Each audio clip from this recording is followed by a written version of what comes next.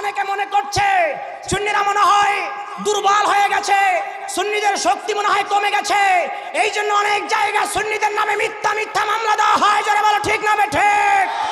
আমার সুন্নি ভাইয়েরা একটা কথা মনে রাখবেন, এরকম একটা দুইটা তিনটা মামলায় সুন্নিদেরকে দমানো যাবে না।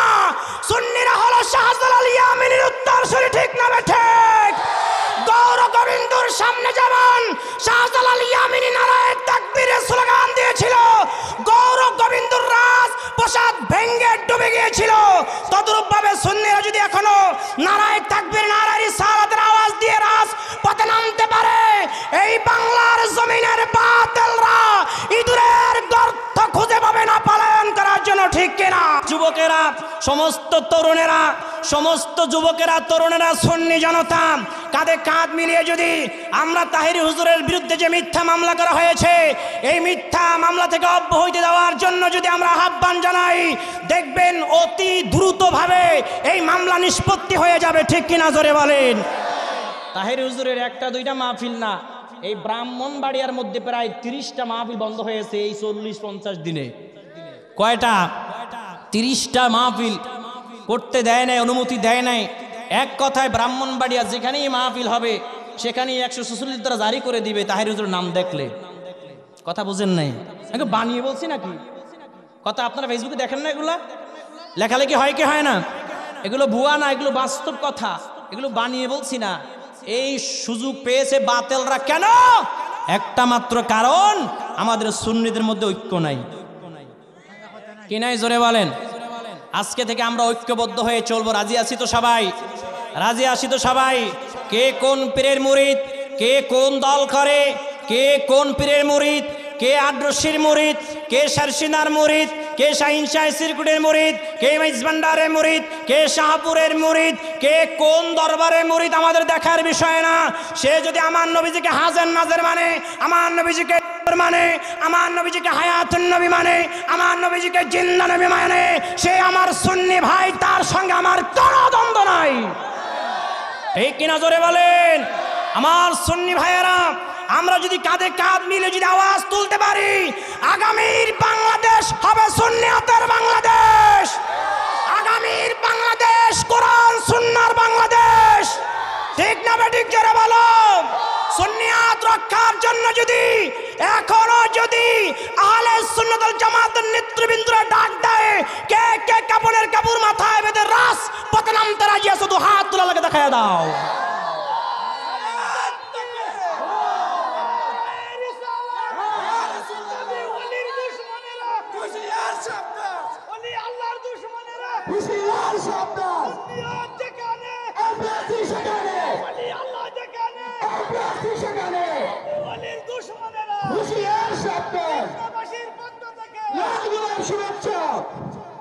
আওয়াজ তো কম হইলে তো হবে না, আরো জোরে আওয়াজ হওয়া লাগবে। আরো জোরে বলেন। এত আস্তে আওয়াজ হলে হবে নাকি? কথা বলছে না। সামনে নির্বাচন আসবে ইনশাআল্লাহ 1 বছরের মধ্যে, দেখবেন নির্বাচনের সময় কি স্লোগানটা দিব, আমার ভাই তোমার ভাই, বদনা ভাই বদনা ভাই। বদনা ভাইয়ের চরিত্র ফুলের মতন পবিত্র, নামাজ পড়ে না, ভুলে একক। কথা বলে না, কথা বলে না। ওই গত ট্রামের নির্বাচনের সময় দেই বাবার পক্ষে ছেলে স্লোগান দেয়, আমার ভাই তোমার ভাই, আক্কাস ভাই আক্কাস ভাই। আমি কিরে বেড়া, তোর বাপরে তুই ভাই কসকা? ভাই বুঝেন না? মাঝে মধ্যে বাপও ভাই হয়ে যায় স্লোগানের ঠেলায়। কথা বলছে না। আহা, খালি মইরা দেখুক যে বাপ কেমনে ভাই হয়, ঠিক কিনা? জোরে বলেন। এই স্লোগানে 200 টাকা এক কাপ রং চা, আর কি ওই যে চা, লাল চা খাওয়ার লেগে সারাদিন চিল্লায়, আমার ভাই তোমার ভাই, চিল্লাইতে চিল্লাইতে বেচারা সন্ধ্যার সময় কথা কইতেই পারে না, ঠিক কিনা? জোরে বলেন। আর মাহফিলে আসলে এদের জোর নাই। মাহফিলে আসলে লাগে যেন 3 দিন না খাইয়ে রয়েছে, ঠিক কিনা? জোরে বলেন। এত কম আওয়াজ হলে হবে? কারণ সুন্নিদের আওয়াজ কম হলে হবে না। কারণ বর্তমান সুন্নিদের কাছে কামান নাই, বোমা নাই, অস্ত্র নাই। সুন্নিদের কাছে একটাই মাত্র হাতিয়ার রয়েছে, সেটা হচ্ছে নারায়ে তাকবীর, নারায়ে রিসালাতের স্লোগান। জোরে বলেন ঠিক কিনা? আরো জোরে বলেন ঠিক কিনা? সুন্নিরা যদি নারায়ে তাকবীর নারায়ে রিসালাতের আওয়াজ যদি বন্ধ করে দেয়, এদেশের বামপন্থী রামপন্থী নাস্তিক মুরতাদ বাতিলরা সুন্নিদেরকে ধ্বংস করার জন্য উঠে পড়ে লেগে যাবে। জোরে বলেন ঠিক কি না? এই জন্য আমার ওয়াজের কিছু সিস্টেম আছে, নিয়ম আছে। সেটা হচ্ছে সুবহানাল্লাহ, আলহামদুলিল্লাহ, নারায়ে তাকবীর নারায়ে রিসালাতের এই আওয়াজগুলো জোরে জোরে দেওয়া লাগবে। রাজি আছেন বাবা? যদি আপনাদের এই পাশে মনে হয় আমি নতুন, এই পাশে নতুন না, এই জন্য আপনারা হয়তো আমার সিস্টেম জানেন না, এই জন্য বলে দিলাম। আমার ওয়াজে কিন্তু বইতে পারবেন, উঠতে পারতেন না। 1 2 নাম্বার আওয়াজ জোরে জোরে দিতে হবে। এই দুইটা হলো শর্ত। দুইটা কি? কেটা উঠতে যায় দেখবেন এবার ডাক দিয়ে বয়ামু, তখন ইজ্জতমান ফেস্টিভাল স্যার, সাবধান। বইসতে বইছে আর দাঁড়ায় যা রয়েছেন আব্বা জানরা, ভাইজানরা, চাচা জানরা, আঙ্কেল জানরা, আর কি কইতাম, আর বেশি কইলে দোষ হয়ে যাব। বইয়েন একটু 1 ঘন্টা ওয়াজ করি, এরপর বইয়েন। এই যারা আপনারা মাহফিল আসছেন, নবীজিকে ভালোবাসে তো আসছেন নাকি? নাকি ভালোবাসেন না? জোরে বলেন। নবীজিকে ভালোবাসা ফরজ করেছেন কে? আরো জোরে বলেন কে? আল্লাহ রাব্বুল আলামিন সূরা আল ইমরানের 4 নম্বর রুকুর 31 নম্বর আয়াতে কারিমার মধ্যে আল্লাহ তাআলা বলেন, বিসমিল্লাহির রহমানির রহিম, قل إن كنتم تحبون الله فاتبعوني يحببكم الله ويغفر لكم ذنوبكم والله غفور رحيم।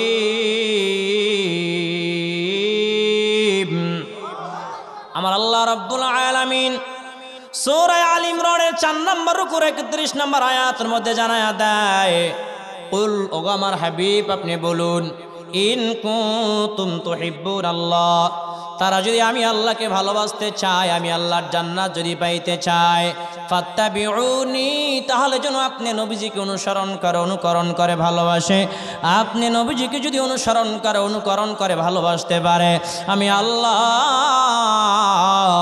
রব্বুল আলামিন ঘোষণা দিয়ে দিলাম, আমি আল্লাহ তাদেরকে ভালোবাসবো, তাদের জিন্দেগির সমস্ত গুনাহগুলো আমি আল্লাহ মাফ করে দিব।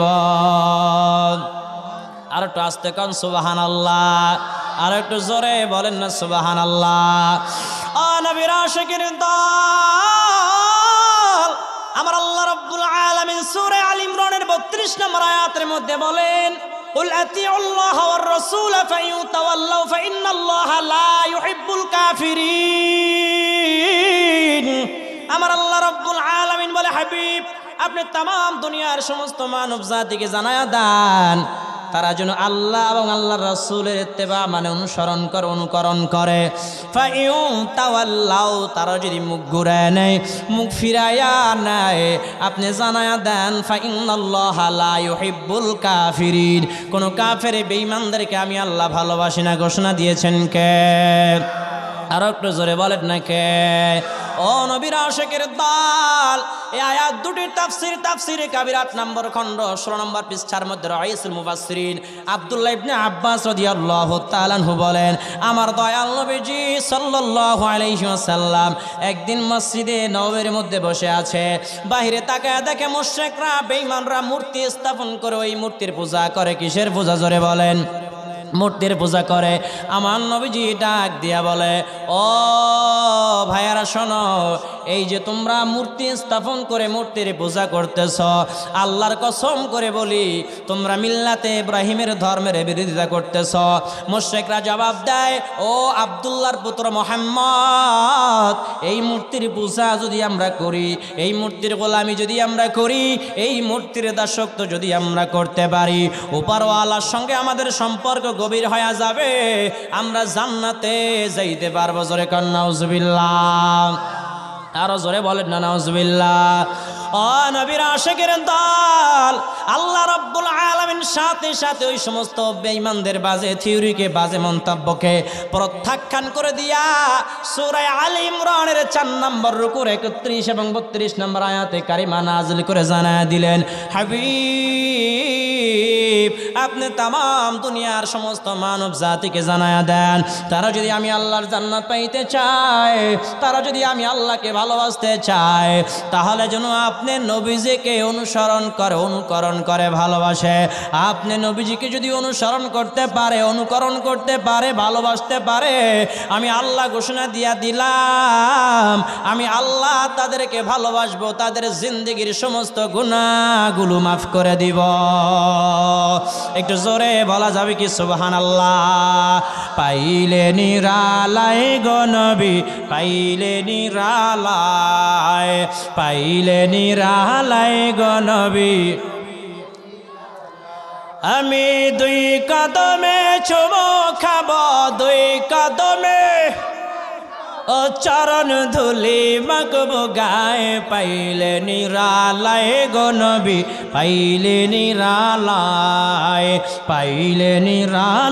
গো নবী। দয়াল নবী কত দূরে লোহিত সাগরের তীরে, মদিনার সোনার ঘরে, মদিনার সোনার ঘরে শুয়ে আছে সর্বদাই। পাইলে নিরালায় গো নবী, পাইলে নিরালায় গো নবী। अजरे पाइले निरालाय गो नबी पाइले निरालाय गो नबी पाइले निरालाय अवल कोरिया से जान आखिर कर लेना गामन धन्य हलो विश्वभुवन धन्य हलो विश्वभुवन शांति एलो दुनियाय पाइले निरा उठे जाए केड़ा कि सिगारेट खाइते जाए ना कि नाकिस बिड़ी खाइते जाए उड़न जाए तो ना अब्बा बन ओड़ा सुजुग नाई ओ आज उठले खबर आछे पाइले निरालाय गो नबी अजरे पाइले निरालाय गो नबी पाइले निरालाय गो नबी ओ पाइले निरालाय गो नबी पाइले निरालाय गो नबी उम्मती उम्मती बोले कादेन नबी जीवन भरे एखोनो कांतेছেন नबी एखोनो कांतेছেন नबी पापी उम्मतेर मायाय पाइले निरालाय गो नबी पाइले निरालाय गो नबी ला इलाहा इल्लल्लाह जोरे जोरे ला इलाहा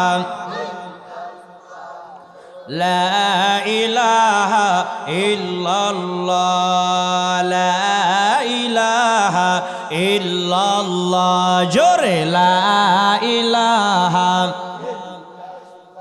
ओ अल्लाहर जिकिर साइरो ना भाई माँ बाबार खिदमत साइरो ना अल्लाहर जिकिर साइरो ना भाई माँ बाबार खिदमत साइरो ना आमार नबीर दरद भइलो ना भाई नबीर दरद